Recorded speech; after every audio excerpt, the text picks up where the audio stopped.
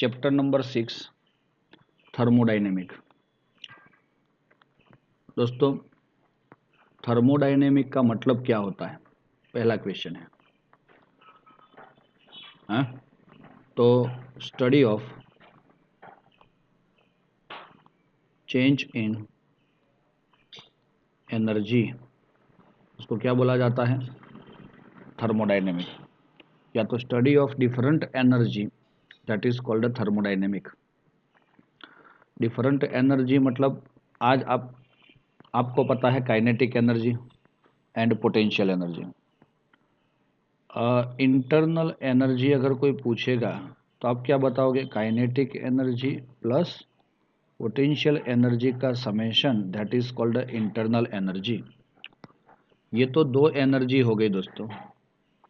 ऐसे बहुत सारी एनर्जी है जो इंटरचेंज होती रहती है और हमें दिखती है। तो यहाँ पे हम ये जो चैप्टर है उसके अंदर ऐसी सारी बहुत सारी एनर्जी के अकॉर्डिंग ही कुछ स्टडी करना चाहते हैं और करेंगे भी। तो दोस्तों, यहाँ पे जो इंट्रोडक्शन दिया हुआ है उसके अंदर कुछ कुछ वर्ड्स है यहाँ पे, जैसे कि थर्मोडायनेमिक वर्ड तो चलो आ गया कि भाई स्टडी ऑफ एनर्जी और study of change in energy, that is called thermodynamic. Now उसमें बहुत सारे कुछ एग्जाम्पल दिए हैं। देखो, the energy, chemical energy stored bye molecule, होता है ऐसा? आपको पता है क्या कि केमिकल एनर्जी कोई केमिकल मॉलिक्यूल होता है? सपोज हम बता रहे हैं कि भाई कोई H2 मॉलिक्यूल है, वो टूटता है तो हमें बहुत सारी एनर्जी मिलती है। तो दैट मीन्स दैट कि इसके पास बहुत सारी एनर्जी है और वो अंदर स्टोर्ड है।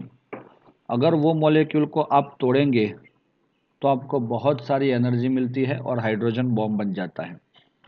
तो ऐसे ही केमिकल के अंदर जो एनर्जी है अपने पास, उसको बोला जाता है केमिकल एनर्जी।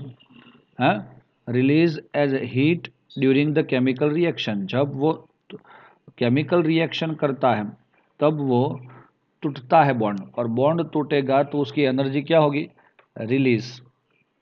तो that is called its stored energy. Fuel like methane, अगर मीथेन आपके घर पे है, हाँ, सीएनजी में है, ब्यूटेन आपके घर पे है एलपीजी में, जिसको हम कुकिंग गैस बोलते हैं, और कोल, जब ऐसे कुछ गैसेस जलते हैं तो आपको तो पता है कि कार्बन डाइऑक्साइड एंड पानी तो मिलता ही है, लेकिन आप ऐसे भी लिखते हो हीट। तो that is called heat energy. समझ में आया? तो इसके अंदर, किसमें? मीथेन के अंदर वो एनर्जी स्टोर्ड थी, और वो stored energy convert into that energy is released when it react with the another molecules.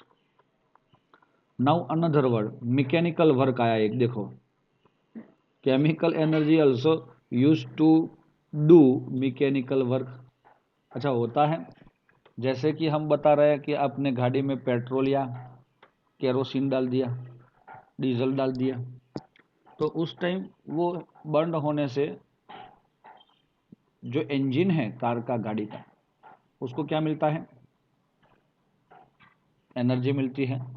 तो वो चलता है, और चलता है तो we can say that is the mechanical work. वो अपना काम करता है। When the fuel burn in engine और प्रोवाइड इलेक्ट्रिकल एनर्जी। हाँ, अगर हम, ये तो हो गया फ्यूल का। To provide electrical energy through galvanic cell. Galvanic cell नाम सुना है? हैं? ये सेल का प्रिंसिपल क्या है? Chemical energy to electrical energy. दोस्तों, जैसे आपने सुना है, नहीं सुना है ऐसा नहीं है, आपने डैनियल सेल नाम सुना है कि उसके अंदर क्या होता है? दोस्तों, बता देता हूँ, चलो। हम जब भी दो बीकर लिए हैं, एनोड और कैथोड, अलग अलग वेसल में लिए हैं, और इनको कुछ सॉल्यूशन में डाला है, तब ये खुद अपने आप ही रिएक्ट करके इलेक्ट्रॉन को एनोड से कैथोड की ओर भेजता है। That is called a chemical. और इसीलिए यहाँ पे गैल्वेनोमीटर या तो एमीटर दिखाया हमने, जहाँ पे सिर्फ हम पावर को मेजर कर सकते हैं कि power can produce from the chemicals. वो तो आपने सुना है यार। चलो ओके, तो गैल्वेनिक सेल है। अभी ड्राई सेल, आपका ड्राई सेल भी इलेक्ट्रोकेमिकल सेल बोला जाता है। That is also gives the electrical energy from chemical energy. तो देखा यहाँ पे सब मैंने बताया कि स्टडी ऑफ एनर्जी करो तो सब कुछ आपको मिल जाएगा थर्मोडाइनेमिक में। This various form of energy are interrelated and under certain condition transfer from one to another. अच्छा, ये लोग क्या होता है, एक एनर्जी में से दूसरी एनर्जी में कन्वर्ट होते हैं। आपने ऐसा लो भी पढ़ा है, energy neither be created nor destroy. तो इसका क्या मीनिंग हो जाता है कि एनर्जी कभी भी आप क्रिएट नहीं कर सकते। जैसे आपने बोला कि रोटी पकाने के लिए हमने एनर्जी प्रोड्यूस की, लेकिन ऐसा कभी नहीं होता। गाड़ी चलाने के लिए एनर्जी चाहिए, तो हमने एनर्जी को प्रोड्यूस की, तो एनर्जी कभी प्रोड्यूस नहीं होती। It can be convert into one state to another state, या तो हम बोलेंगे कि one energy to another energy. समझ में आ रहा है? हर बार याद रख लेना, क्योंकि सर हमने वो बोला कि 555 वाला बॉम्ब लाके दिवाली में फोड़ दिया, तो वो एनर्जी तो चली गई, तो वो डिस्ट्रॉय हो गया। लेकिन ऐसा नहीं है। जैसे हमने बोला कि भाई matter neither be created nor destroy, matter भी ऐसा नहीं कर सकते आप, तो फिर एनर्जी की बात कैसे? मैटर का क्या होता है सर, मैटर जल जाता है, तो कागज लिया हमने, जल गया, तो it convert into carbon and carbon dioxide and moisture released it in the atmosphere. So हम ऐसे बोल सकते हैं कि मैटर जो है वो कागज का जितना भी मास था वो पूरा मास एटमॉस्फेयर में ही है, कहीं ना कहीं है। तो वो कभी भी आप क्रिएट नहीं कर सकते, मैंने ये बना लिया वो बना लिया, ऐसा नहीं कर सकते। आपने बोला कि रोटी बना ली, चलो रोटी बना ली, आटा नहीं बनाया। आटा बना लिया तो गेहूं नहीं बनाया। समझ में आया कि नहीं? वो क्या होता है, एक में से दूसरे में कन्वर्ट। सर हमारा प्लांट छोटा होता है और बड़ा होता है, तो मैटर तो बढ़ा ना। तो कहाँ से बढ़ा, कैसे बढ़ा? जमीन में से कुछ लिया उसने, एटमॉस्फेयर में से कुछ लिया, वो लेके ही अपना ग्रोथ कर रहा है। तो इसके अकॉर्डिंग हम बोल सकते हैं कि भाई एनर्जी और मैटर दोनों में ऐसा है कि हम उसको क्रिएट भी नहीं कर सकते, डिस्ट्रॉय भी नहीं कर सकते। वो लोग एक दूसरे में कन्वर्ट होते रहते हैं। और पूरे वर्ल्ड में जितनी भी एनर्जी है वो कैसी है, कांस्टेंट। यस। अब वो एनर्जी को आप कौन से फॉर्मेट में से कौन से फॉर्मेट में कन्वर्ट करते हो, उसके अकॉर्डिंग उसका यूज़ होता है, अदरवाइज कुछ भी क्रिएट नहीं होता। आगे, the study of this energy transformation from the subject matter of thermodynamics. The law of thermodynamic deal with the change in energy. अच्छा, थर्मोडाइनमिक के लॉ है, किसको डील करते हैं भाई?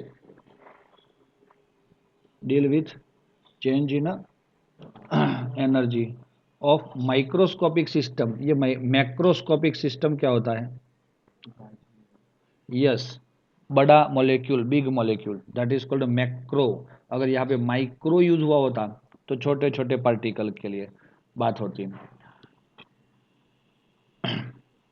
Large number of molecules rather than microscopic system containing a few molecule.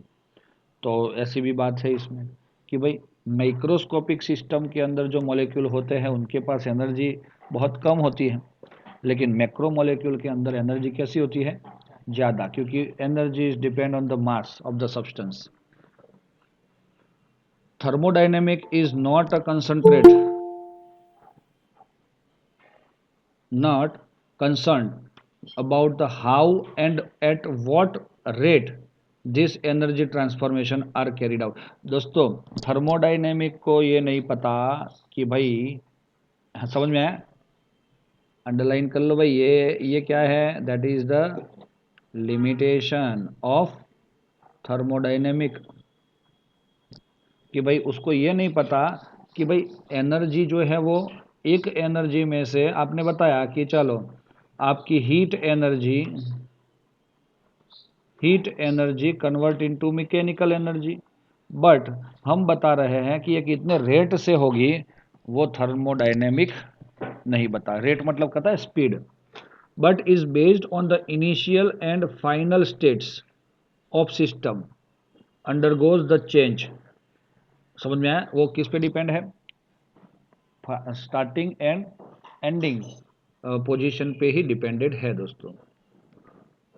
Law of thermodynamic apply only what the system is in an equilibrium or move from one equilibrium state to another equilibrium state।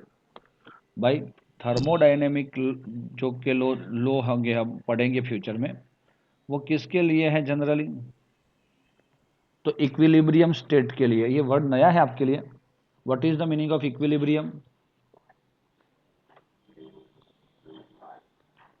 Equilibrium को आप equal balanced ऐसा कभी नहीं बोल सकते, ये भी ध्यान में रखो। यस, इक्विलिब्रियम का मतलब होता है दोस्तों कि भाई ए गैस या तो ए है कन्वर्ट इनटू बी, जब हम ये वाला एरो दिखाते हैं तो that is called a reversible reaction, and in this kind of reaction A can convert into B और B can convert into A. This position is called equilibrium, or at equilibrium the concentration of A and concentration of B equal to K। K means constant, याद रख लेना दोस्तों, क्योंकि ये गलती मत करना। इक्विलिब्रियम मतलब नॉट इक्वल। आप रिएक्शन को जब मोल्स लिख के आगे पीछे आप लोग उसको बैलेंस करते हो, उसको इक्विलिब्रियम नहीं करते। तो दो वर्ड अलग है, उसको आप समझ लेना है। ये बैलेंस और इक्विलिब्रियम दोनों वर्ड में समझ में आ रहा है। तो what is the meaning of balance? Balance का मतलब क्या होता है, जब आप रिएक्शन करते हो H2 plus O2 gives H2O, है ना। तो अब इसके जितने हाइड्रोजन ऑक्सीजन है, अगर 2 ऑक्सीजन है तो 2 H2 कर लिया, तो दिस इज कॉल्ड, अगर हमने यहाँ पे 2 मोल लिखा, यहाँ पे 1 मोल लिखा, यहाँ पे 2 मोल लिखा, तो दिस इज कॉल्ड इक्विलिब्रियम। इसको क्या बोला जाता है, sorry balance. This called balancing of the reaction. But अब देखो what is equilibrium in this equation, कि जब आपके ये H2 और O2 एक दूसरे के साथ रिएक्ट कर रहे हैं, तब अगर ये कंप्लीटली H2O में कन्वर्ट नहीं होता, मतलब ये रिएक्शन सपोज कुछ तरह से हुआ है, पहले 10% हुआ, 20% हुआ, 30% हुआ और फिर अटक गया। अब वो रिएक्शन नहीं हो रहा है, मतलब जो रिएक्शन इनकम्प्लीट रहता है उसमें इक्विलिब्रियम एस्टेब्लिश्ड होता है। और इसीलिए अब ऐसा एरो, उसको क्या बोलोगे आप, इक्विलिब्रियम। समझ में आया, reactant convert into product and product convert into reactant. कुछ समझ में आ रहा है?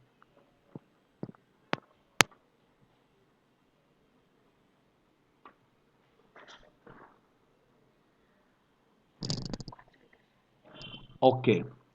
अच्छा, यहाँ पे आपको कुछ ऐसा लगेगा कि ये ए और स्क्वायर ब्रैकेट किया और बी और स्क्वायर ब्रैकेट किया, तो ये जो स्क्वायर ब्रैकेट है ना दोस्तों,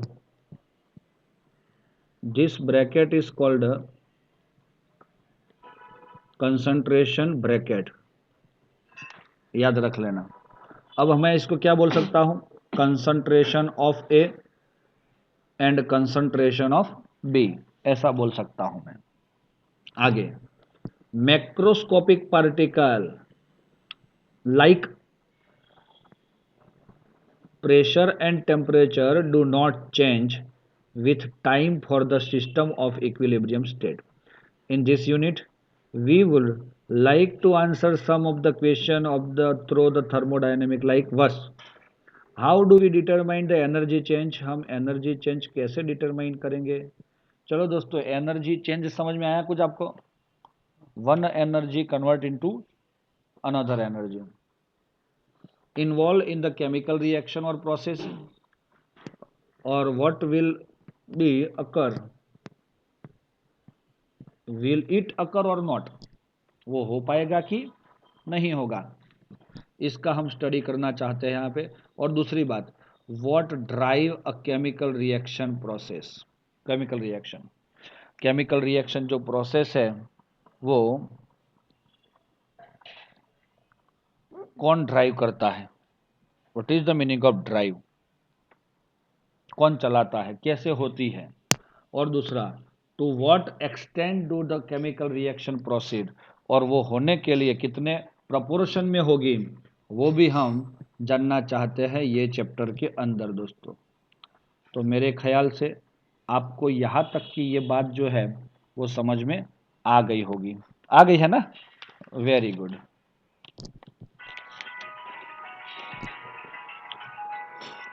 आगे जा रहे हैं।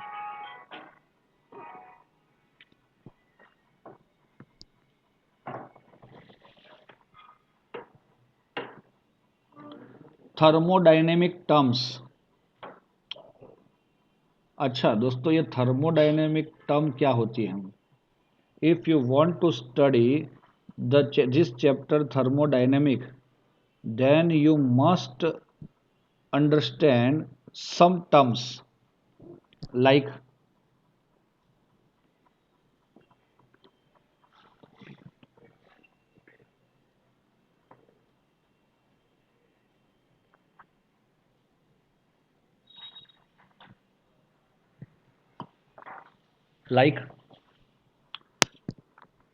सिस्टम। ये देखा ना आपने, देखो ये, हाँ ये सिस्टम है और एक सराउंडिंग है। आपको पता है the universe is equal to the system and the surrounding. अच्छा, ये मैंने, अगर आपने प्रेशर कुकर लिखा है यहाँ पे लगाया है,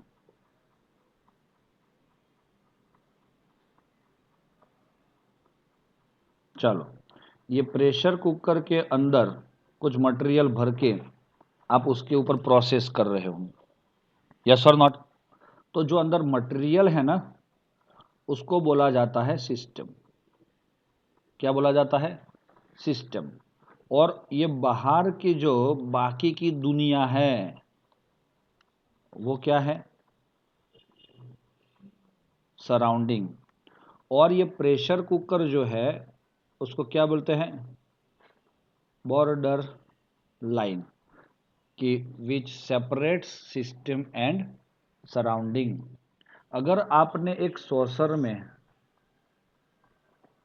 समझ लेना ऐसा ही है सॉसर, हाँ, उसमें आपने एक आइस ले लिया, क्या ले लिया? आइस, है ना? तो ये आइस क्या है दोस्तों? सिस्टम। और ये सॉसर क्या है? Border line. और इसके आसपास का एरिया, मतलब पूरी दुनिया, पूरा वर्ल्ड, पूरा यूनिवर्स, वो क्या है? बाकी का सराउंडिंग है। तो सराउंडिंग प्लस सिस्टम करोगे तो क्या आ जाएगा? यहां से पूरे यूनिवर्स में से आपने सराउंडिंग किसको बोला? बिना सिस्टम वाला पार्ट क्या बोला जाता है? सराउंडिंग। तो सराउंडिंग प्लस सिस्टम कर दोगे तो क्या आ जाएगा? यूनिवर्स। होगा कि नहीं होगा? तो ऐसे आपकी जो सिस्टम है वो आप समझ सकते हो। रेडी दोस्तों? समझ में आ रहा है बेटा? तो इधर आपने देखो ये कुछ पानी ले लिया बीकर में, दिख रहा है पानी, और ये सराउंडिंग बता दिया ग्रीन ग्रीन। लेकिन ये ग्रीन ग्रीन मतलब सर सिर्फ इतना ही है? नो। अगर हम बैठे हैं चाय का कप लेके पढ़ने के लिए, तो या मिल्क का कप, तो उस टाइम जो कप के अंदर मिल्क है दैट इज सिस्टम, सिस्टीम। और जो आप और पूरा विश्व जो है बाकी का, उसको क्या बोला जाता है? सराउंडिंग बोला जाता है। So the formula of universe is equal to summation of the system and surrounding।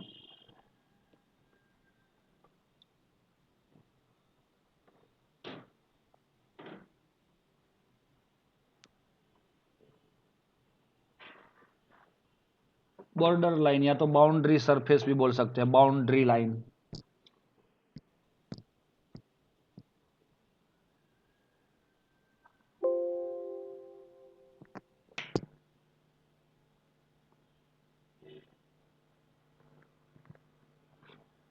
चलो रेडी दोस्तों? तो बस ये इतना ही, तो 3 वर्ड आपको इसमें समझने हैं सिस्टम सराउंडिंग में।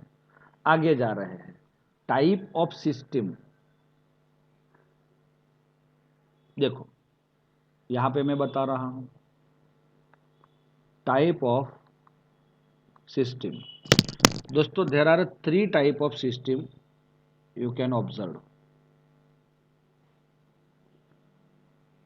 ये बीकर है, बीकर में आपने पानी भरा है ना? चलो ये पानी भर दिया है। दूसरा भी ये बीकर लिया है, और ये क्या भरा है? पानी भरा है, लेकिन इसको बेचारे को बंद कर दिया है ऊपर से। समझ में आ रहा है? और तीसरा भी ये बीकर जैसा ही है, लेकिन आपने अंदर से एक थिन लेयर बनाया है और अच्छे से पैकिंग करके इसको बहुत बराबर टाइट किया हुआ है। चलो, एक है ओपन सिस्टम। कौन सा है? Open system. सेकंड क्या है? Close system. और तीसरा क्या है? Isolated system.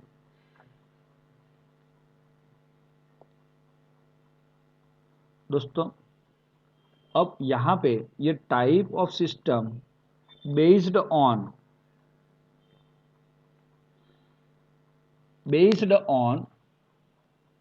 Exchange of heat and matter.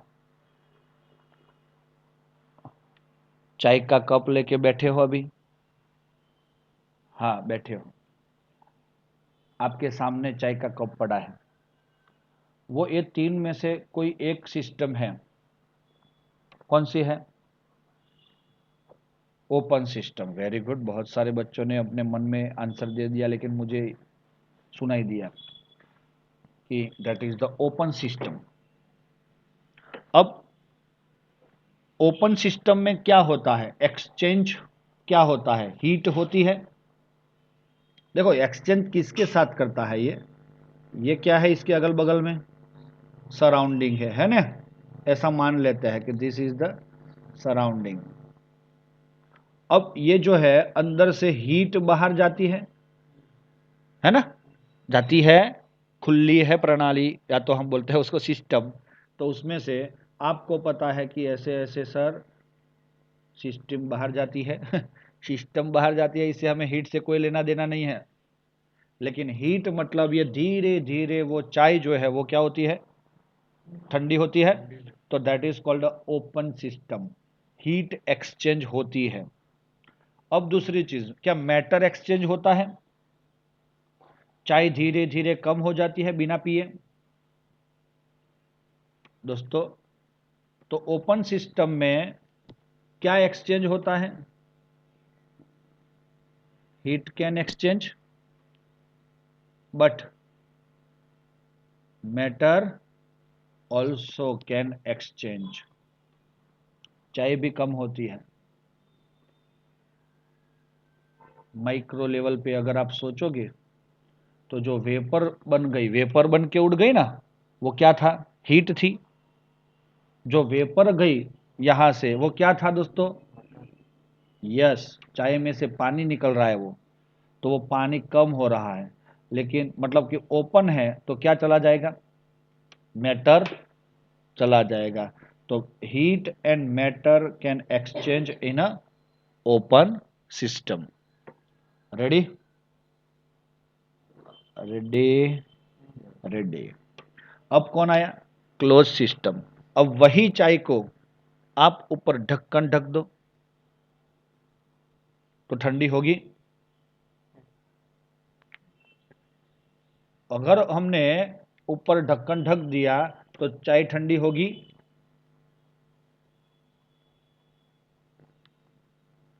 तो हाँ, बहुत सारे बच्चों ने ऐसे करके आंसर दिया, तो ठंडी होगी दोस्तों। तो अगर ये क्लोज किया आपने तो भी क्या होता है? हीट एक्सचेंज होती है। अच्छा, चाय कम होगी, जो वेपर बन रही थी उसका क्या हुआ? वहां पे कंडेंस होके वो तो वापस अंदर आ रहा है, मतलब क्या हुआ? मैटर एक्सचेंज नहीं होता। चलो, समझ में आया दोस्तों? थर्ड वाली, आइसोलेटेड सिस्टम। ऐसी सिस्टम कि जिसमें हीट भी एक्सचेंज ना हो, लेकिन बन तो है ना, और मैटर भी एक्सचेंज ना हो। कभी देखी है ऐसी सिस्टम? यस। अगर दोस्तों आप ऐसी सिस्टम बना लोगे तो आपका, ये जब पढ़ाएंगे ना बच्चों को आइसोलेटेड सिस्टम, तब आपका नाम आएगा उसमें। अभी तक किसी ने नहीं बनाया। हम मानते हैं कि भाई thermos is the example of isolated system, लेकिन आइसोलेटेड सिस्टम का मतलब ये होता है कि पूरी जिंदगी में वो हीट या मैटर को एक्सचेंज नहीं करता। अगर थर्मोस में भी आपने चाय रखी है तो 2 3 4 5 घंटे तक गर्म रहती है, बाद में ठंडे हो जाती है। ठंडी क्यों हुई? तो वो क्या बन गई? क्लोज सिस्टम, है ना? तो थर्मोस कुछ तरह से हम आइसोलेटेड सिस्टम का एग्जाम्पल दे सकते हैं, लेकिन प्योर आइसोलेटेड सिस्टम ऐसी कभी नहीं बन सकती, क्योंकि वो हीट और मैटर को क्या करता है? एक्सचेंज करता है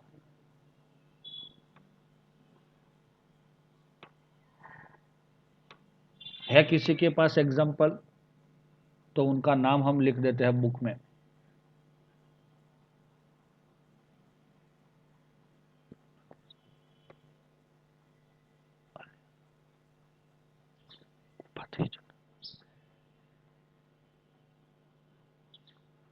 अच्छा, कोई आइडिया नहीं है, लेकिन सोच लेना, अभी और वक्त है हमारे पास, पूरा 11th खत्म हो जाए तब तक आप लोग सोच के, फिर हम IUPAC में उसको देंगे और फिर हम बुक में भी डलवा देंगे।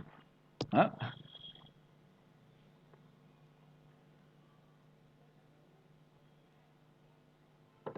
चलो दोस्तों, आगे जा रहे हैं हम। रेडी दोस्तों? ओ, द स्टेट ऑफ सिस्टम।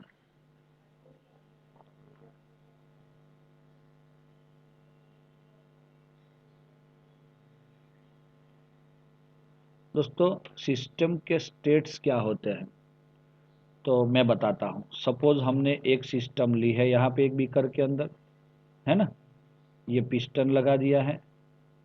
चलो के, अब इसके अंदर हमने क्या भरा है?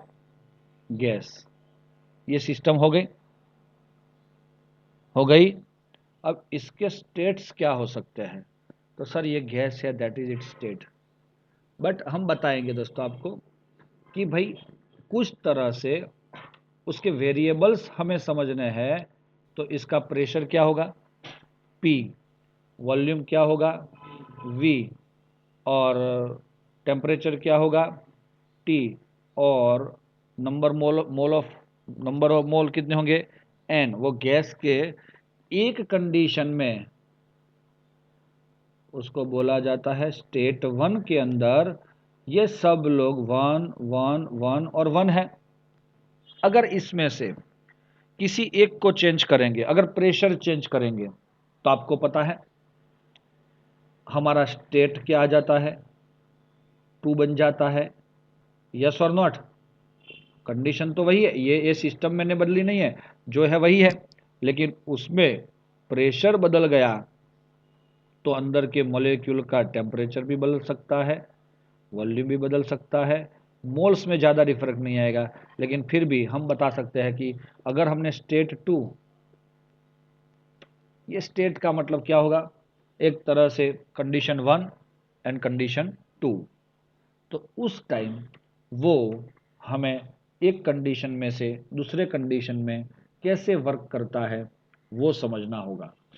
तो दोस्तों समझ में आए, P V T and mole, यही हमें ज़्यादातर समझने होंगे, P T V and mole. तो these are called state of system, कि ये स्टेट सोच सकते हैं, एक तरह से हम बोलेंगे कि these are the variable of system, these are the specific function of system. तो फॉर स्टेज 1 और condition 1, these are the P1, T1, V1 and N1, and for the second condition it is the P2, V2, T2 and N2। अगर हम सबको एक साथ change करेंगे तो भी कर सकते हैं, किसी एक को चेंज करोगे तो भी स्टेट बदल जाएगा। समझ में आया? किसी एक को मतलब वॉल्यूम चेंज कर लोगे तो भी सामने स्टेट 2 बन जाएगा, क्योंकि किसी एक को आपने इसमें से चेंज किया स्टेट 1 में से, तो वो स्टेट 1 रहता नहीं है, तो वो क्या हो जाएगा, स्टेट 2 ही बन जाएगा। मतलब ऐसे जो स्टेट ऑफ सिस्टम है उसके अंदर हमें ये बात समझनी है। ये बहुत ही बढ़िया है दोस्तों, ये ध्यान में रखने वाली बात। अब एक वर्ड आ रहा है, देखो यहाँ पे, स्टेट फंक्शन क्या है, या तो state variable.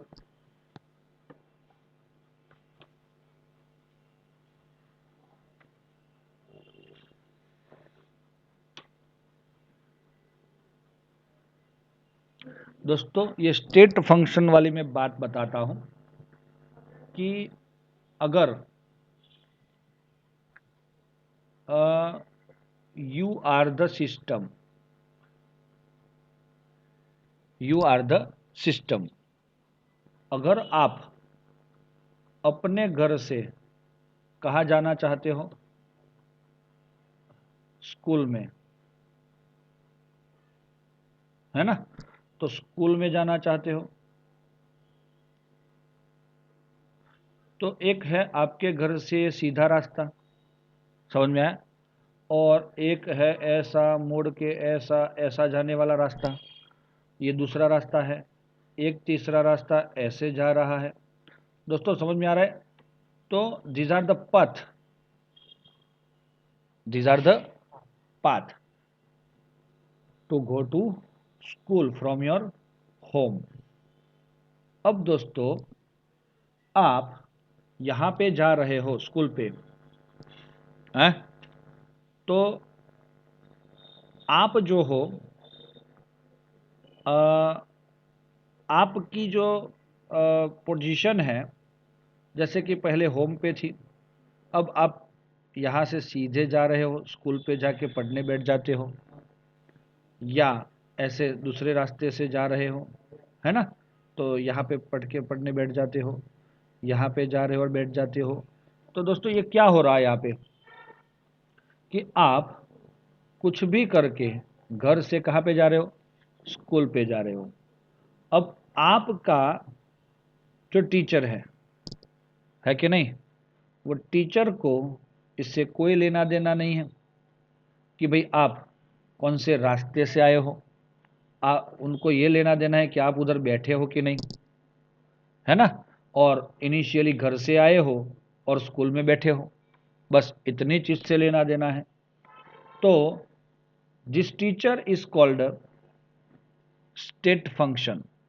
State function is dependent on the starting and final position of the system, but not on the path of acquire this position. जैसे कि एक तरह से स्टेट फंक्शन ये होता है। दूसरी चीज़, आपने पोटेंशियल एनर्जी अगर बात सुनी है तो मैं आपको बता देता हूँ। ये हाइट है और वो हाइट पे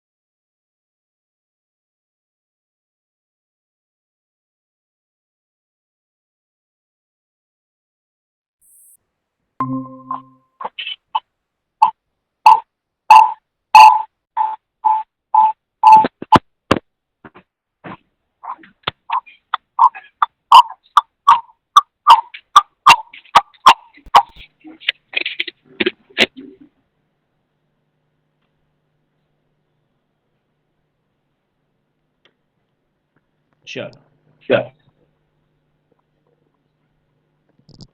तो दोस्तों पोटेंशियल एनर्जी की बात मैं कर रहा हूँ। अगर मेरे पास एक पेन है ना, या तो एक ऐसा बॉल है, वो बॉल को मैं यहाँ पे रखना चाहता हूँ, ये पोजीशन पे।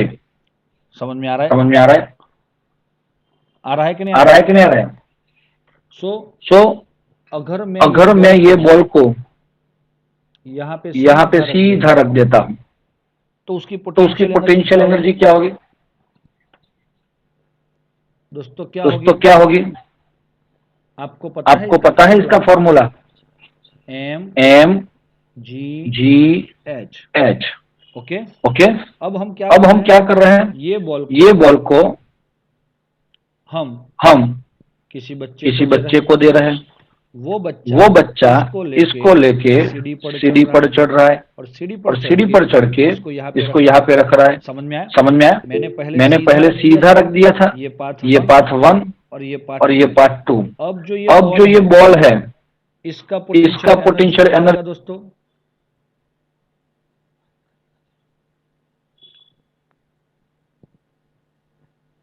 इसका पोटेंशियल एनर्जी क्या होगा दोस्तों? हेलो, फिर से एक बार। There is a one ball, we want to put it over the this height h। Okay. मैंने सबसे पहला पथ हमने ये रखा है, वो पथ पे ये बॉल को सीधा कहाँ पे रख दिया? उस हाइट पे रख दिया। अब मैंने इस बॉल की पोटेंशियल एनर्जी मेजर की तो मुझे कितनी मिली? सर mgh जितनी। क्योंकि उसका फॉर्मूला है पोटेंशियल एनर्जी का, दैट इज mgh। तो दोस्तों अब मैंने किसी बच्चे को, छोटे बच्चे को बोला कि यही बॉल को वहाँ पे रखना है, तो उसने पहले मेरे से लिया, फिर सीढ़ी पे चढ़ा और सीढ़ी से लंबा हाथ करके उसने कहाँ रख दिया, वो हाइट पे रख दिया। अब यहाँ पे जो बच्चे ने बॉल रखा है उसकी पोटेंशियल एनर्जी क्या होगी?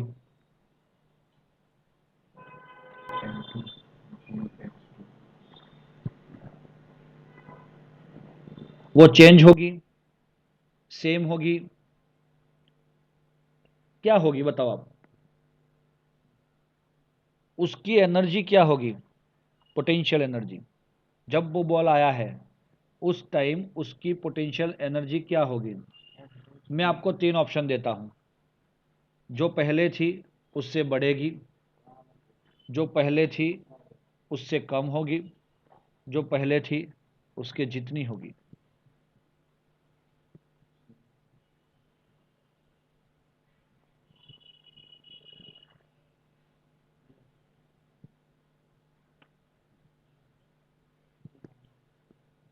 और ऑप्शन डी,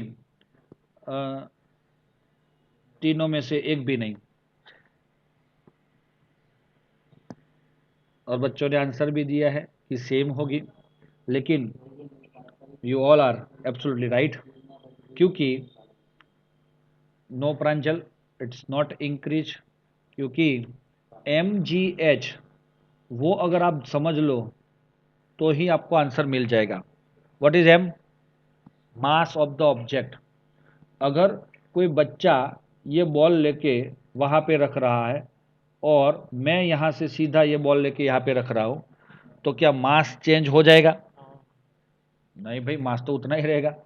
दूसरी चीज़ कि ये ग्रेविटेशनल फोर्स है कुछ, जी मतलब उसका भी कुछ स्पेसिफिक वैल्यू होता है, 9.8 जितना कुछ होता है ना। तो वो क्या पहली वाली कंडीशन में और दूसरी वाली कंडीशन में अलग था? वो तो सेम ही रहेगा, क्योंकि उसकी हाइट सेम है तो वो ग्रेविटेशनल फोर्स भी नहीं बदलता। तीसरी चीज, हाइट बदल दी हमने, मेरी हाइट ज़्यादा थी तो मैंने सीधा रख दिया, लेकिन वो छोटा बच्चा बेचारा छोटा था तो उसने क्या किया, सीढ़ी पर चढ़ के रखा, तो उसमें कोई फर्क नहीं पड़ता। तो दोस्तों ऐसे ही जो मैं स्टेट फंक्शन आपको समझाना चाहता हूँ वो मैं इसी तरह समझाना चाहता हूँ कि ये पोटेंशियल एनर्जी है वो स्टेट फंक्शन है, क्योंकि उसने क्या किया दोस्तों, फर्स्ट एंड लास्ट पोजीशन पे ही डिपेंड है, क्या वो बीच वाले रास्ते पे डिपेंड है? तो potential energy not depend on the path of the object, but it is depend on the position or the state of the object. Okay, so this is called a state function। दूसरी चीज एक और भी मैं बता सकता हूं, आपको पता है एट STP मतलब कितना temperature, standard temperature and pressure 273 kelvin, degree नहीं आता कभी भी, एंड 1 बार प्रेशर। ये कंडीशन पे 1 मोल गैस मीन्स 22.4 लीटर वॉल्यूम। दोस्तों अब ये बताओ मुझे, अगर मेरा टेम्परेचर इससे कुछ अलग है और प्रेशर इससे अलग है तो क्या किसी को पता है इसका वॉल्यूम क्या है? नहीं है, वो अलग अलग हो सकता है। इसीलिए यही कंडीशन पे उसका वॉल्यूम जो है एक मोल सब्सटेंस का कितना होगा, 22.4 लीटर। तो दोस्तों ये फिक्स होता है और इसीलिए this volume of gas at STP is also called a state function. कुछ समझ में आ रहा है दोस्तों कि नहीं आ रहा है? आ रहा है।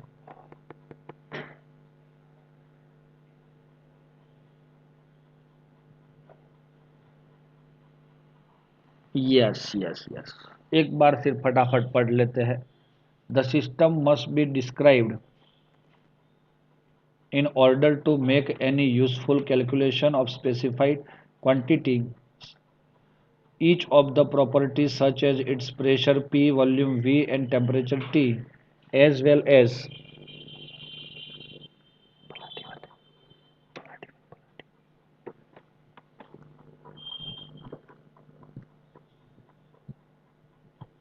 composition of system. We need to describe the system by specifying it before and after the change. You must recall from your physics course, physics में भी पढ़ोगे ऐसा, सिस्टम पर अगर आएगा दोस्तों, that is the state of the system in a mechanics is completely specified in the given instant of the time by the position and velocity of the each mass point of the system. In thermodynamics, the different and much simpler concept of the